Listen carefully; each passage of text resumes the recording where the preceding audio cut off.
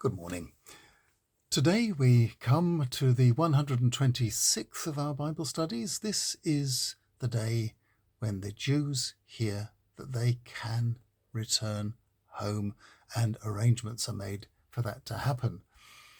We hear about this in the notebooks of Nehemiah, and this is how he describes it in Nehemiah chapter 2, verses 1 to 8. One day, 4 months later, Artaxerxes, the Persian emperor, was at dinner, and it was my job to serve his wine. He observed that I was looking downcast, which he'd not noticed before, and asked, "Why so sad? You aren't ill, are you? What's making you so unhappy?" I was taken aback and answered politely, "May your majesty live forever. I can't help being sad, because the city where my forebears' bodies lie is in ruins, and its gates are burnt down." The emperor asked if there was any way he could help. So I prayed to God in heaven, and then I said to the emperor, "Your Majesty, if you are pleased with me, and if you really want to help, let me go to the land of Judah, to the city where my forebears are buried, and let me have what I need to rebuild that city." The emperor was sitting there with the empress by his side, and he acceded to my request. "How long will you be gone? When will you get back?" he asked. And I told him. Then I asked him another favour. Would he give me letters, first to the governors of the province of West Euphrates, allowing me free passage to Judah, and then to Asaph, the royal forester, to supply me with timber for the gates and the fortress that guards the temple, for a boundary for the city and for a house for me to live in? The emperor gave me everything I requested, and I knew God was with me.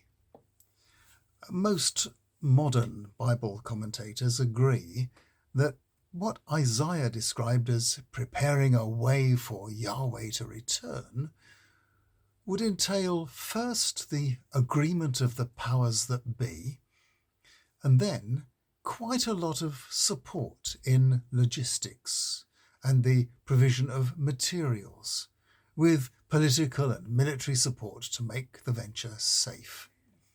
This little chapter near the beginning of Nehemiah's report gives us some idea of what might be needed. The writing of the diaries of Ezra and Nehemiah were not the priority here, however.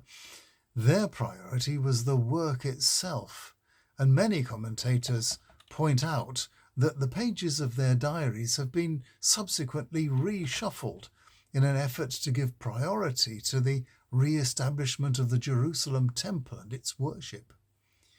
Clearly, here in Nehemiah, it is the practical needs: gates, stout wooden fences to mark boundaries, a place for the troops and the governor to stay.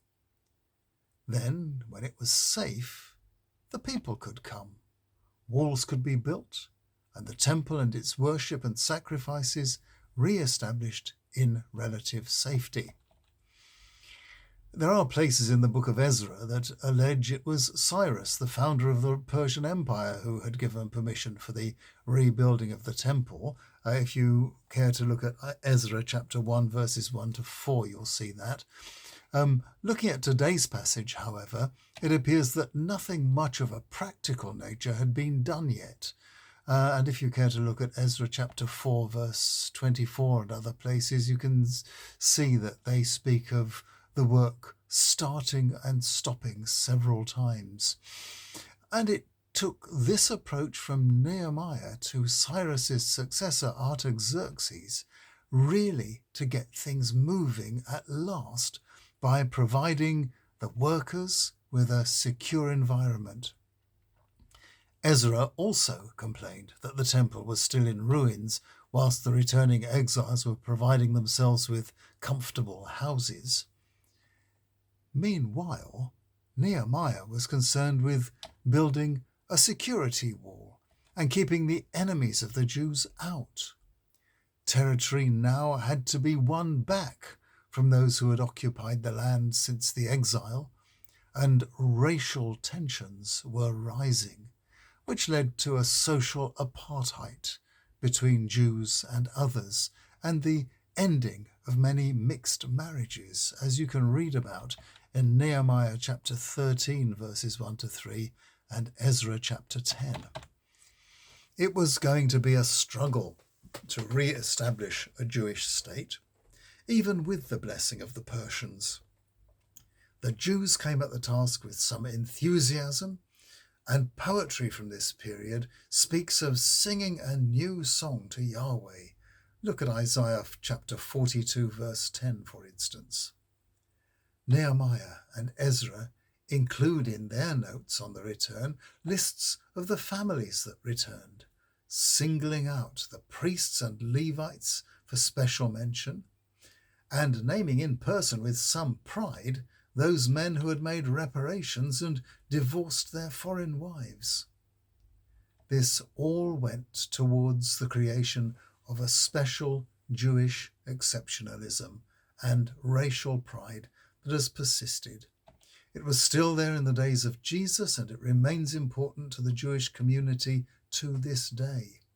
Christians early adopted the opposite view, that salvation was for all humans, and that has remained true for all Christians except a small number of so-called Christian nationalists in the United States, who are the descendants of a 19th century movement that taught erroneously that the British Empire and the United States were the legitimate descendants of those who returned from the exile.